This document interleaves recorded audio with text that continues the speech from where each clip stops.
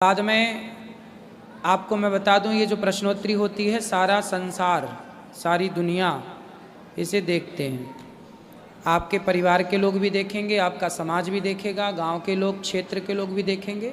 जो प्रश्न करिएगा उचित करिएगा।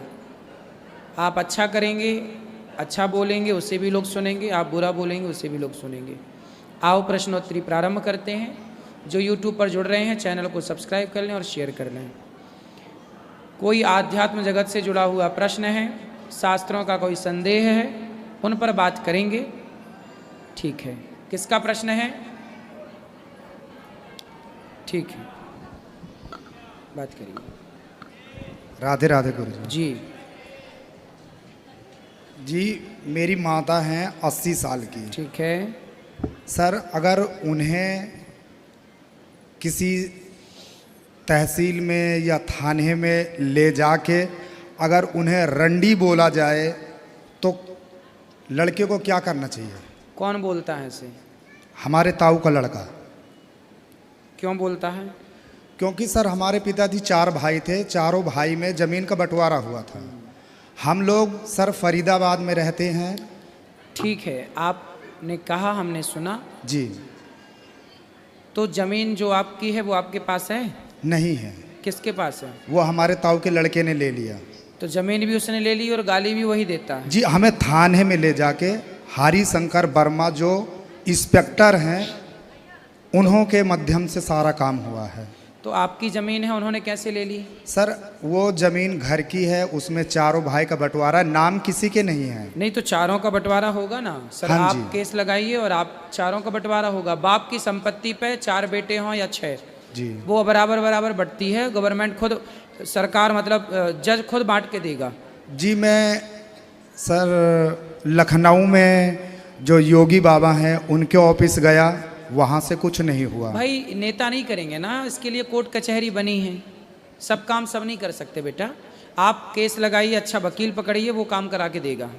क्योंकि जो महाराज जी जो इंस्पेक्टर हरिशंकर वर्मा जी हैं, इंस्पेक्टर कुछ ना करेगा, इंस्पेक्टर के बस का नहीं है। ये सब कोर्ट केस हैं, जज फैसला करता है इसका।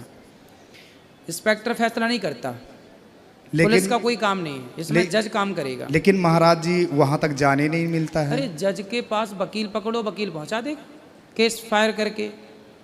ये सब कोर्ट कचहरी खूब अच्छे से वकील जानते। वकील के पास जाओ।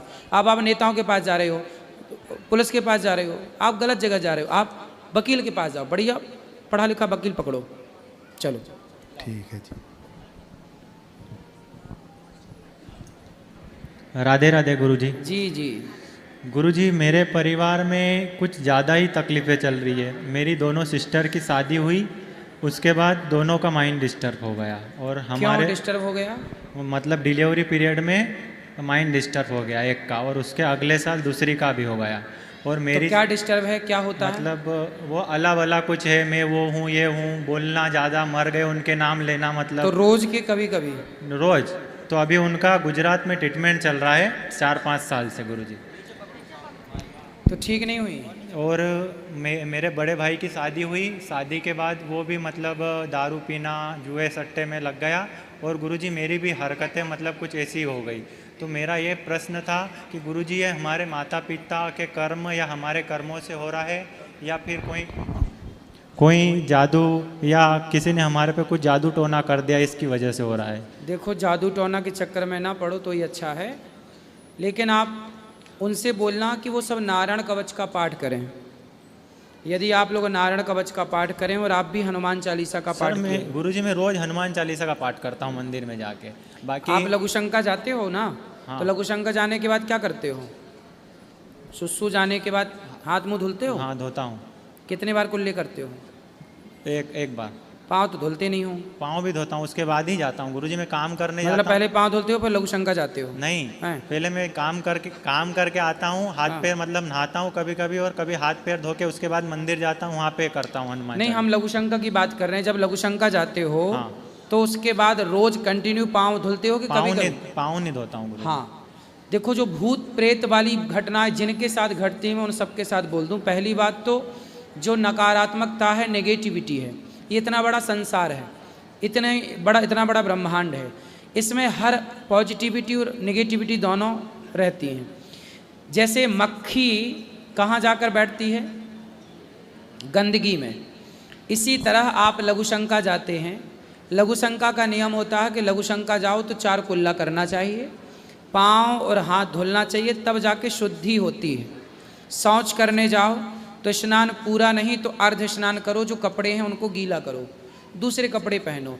जितनी शुद्धि से रहोगे, शुद्धि से रहने से आपके तरफ पॉजिटिविटी आएगी, और आप शुद्धि से नहीं रहते, अशुद्धि से रहते हो तो आपका शरीर, आपका मस्तिष्क, आपके थॉट नेगेटिविटी को कैप्चर करते हैं। यदि आप नेगेटिविटी को खींचेंगे, उस नेगेटिविटी का नाम ही भूत है। जैसे लोग कहते हैं भूत लग गए, ये भूत क्या है? नकारात्मकता को ही भूत कहते हैं, नेगेटिविटी को। कैसे होता है ये?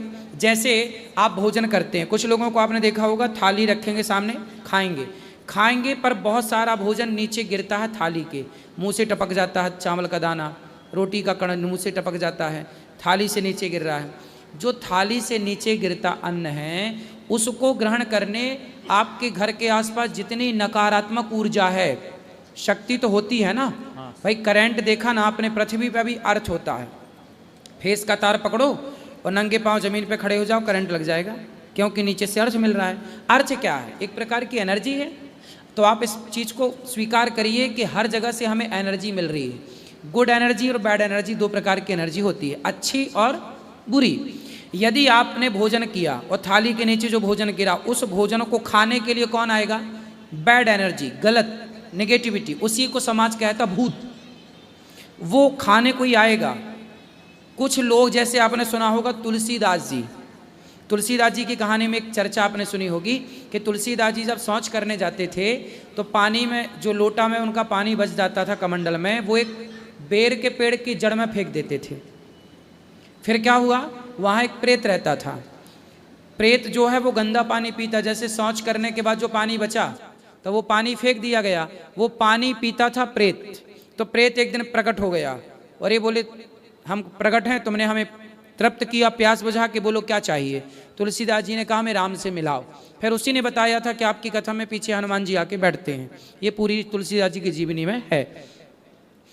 कुल मिला करके जो नेगेटिविटी, जो प्रेत हैं, भूत हैं, डाकनी हैं, पिशाचनी, जिनको आप ये कहते हो, उन्हें मैं नकारात्मक ऊर्जा कहता हूँ।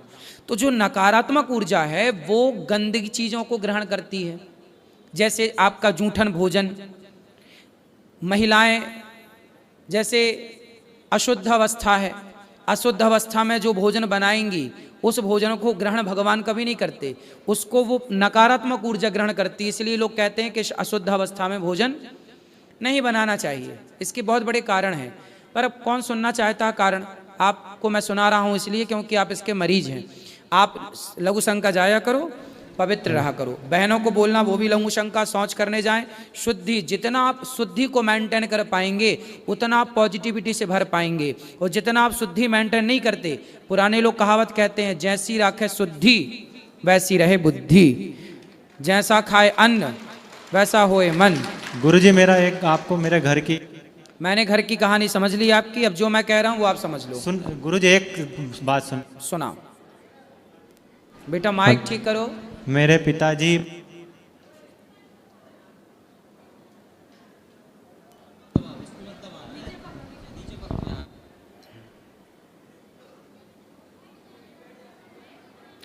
उसका सेल खत्म हो गया बेटा, लगता है। ए बेटा सेल ले ले जल्दी।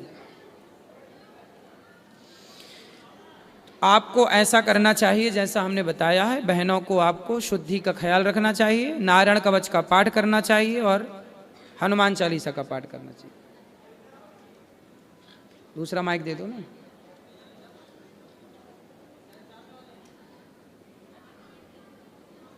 जल्दी करो, फास्ट।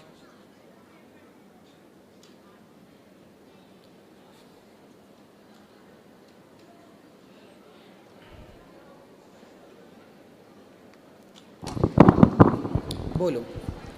गुरुजी, मेरे पिताजी पशुपालन का काम करते हैं और 3 वर्ष पहले मेरे घर पे यह घटना घटी कि मतलब मेरे घर पे टोटल 10-12 जानवर है, उसमें से 4 जानवर उनके पेट में बछड़े और चारों रात को मर गए, मतलब टोटल 5 जानवर के पेट में बछड़े थे और बड़े बड़े जानवर, पांचों एक साथ मर गए। ठीक है, तो इसका क्या कारण है गुरुजी?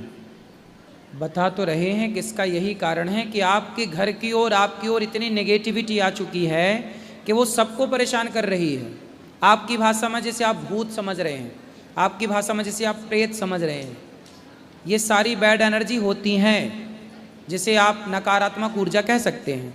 इसलिए अपने इर्द गिर्द पॉजिटिविटी को लाइए। इसलिए कहते हैं कि सत्संग करिए, अच्छा माहौल रखिए घर का, ठीक है। ये सब चीज़ें होती हैं, नेगेटिविटी होती है, हर जगह से एक एनर्जी निकलती है, चाहे अच्छी निकले चाहे बुरी निकले। गुरुजी जय श्री सीताराम, जय श्री अयोध्या धाम। जय हो। हम रहने वाले बिहार के हैं। हमारी पूरी बिहार की ओर से आपको छठ पूजा की ढेर सारी शुभकामनाएं। धन्यवाद, आपको भी छठ पर्व की बहुत बहुत शुभकामनाएं। हमारे पूरे बिहार वासी को दे दीजिए आप भी शुभकामनाएं। सबको, बिहार वासियों को नहीं, संपूर्ण भारत को, संपूर्ण विश्व को छठ पर्व की बहुत बहुत शुभकामनाएं। और मैं आपको बता दूं कि मैं दीपावली के शुभ अवसर पर मैं श्री धाम अयोध्या जी में था। वाह। रामलला के आगमन के बाद ये फर्स्ट दिवाली थी, जहाँ की 25 लाख से अधिक दिए जले। ठीक है। हाँ, तो ऐसे शुभ अवसर पर राम जी हमको बुलाएं। सवाल और क्या है, प्रश्न क्या है? नहीं, प्रश्न तो कुछ नहीं गुरुजी। अच्छा। और मैं वहाँ से अयोध्या जी से लगभग 18-20 किलोमीटर की दूरी पे। प्रश्न नहीं है तो अभी आपसे बात कर लेंगे अंदर। आपके लिए अयोध्या जी से प्रसादी लाएं गुरुजी। ये देना, प्रसाद, प्रसाद पाएंगे। इनको बात कराओ। गुरुजी राधे राधे जी।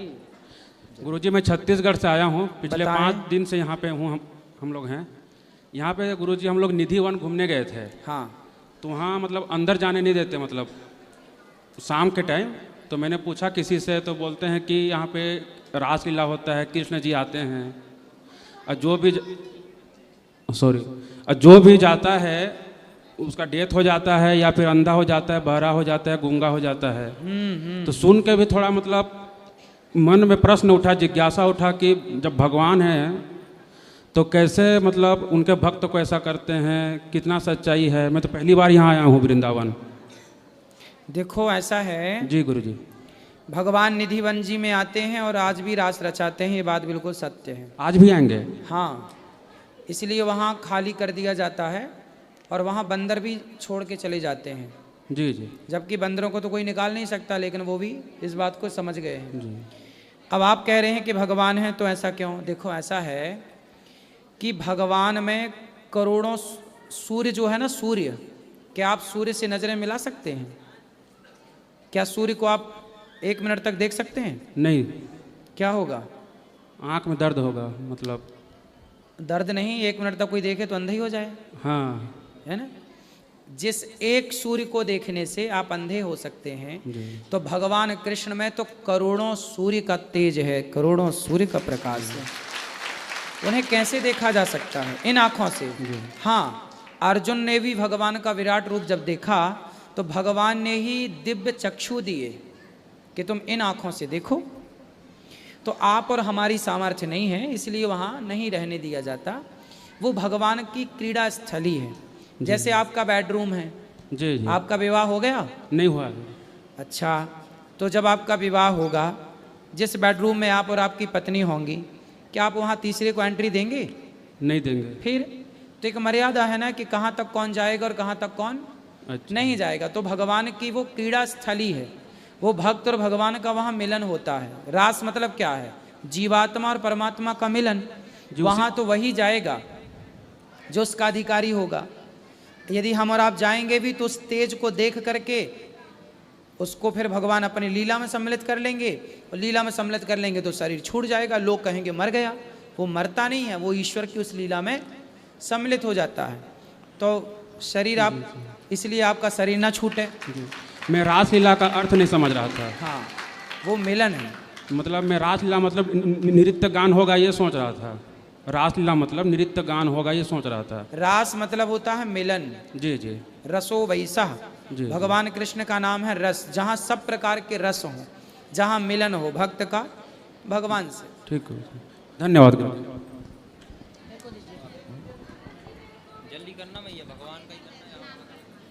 बोलो।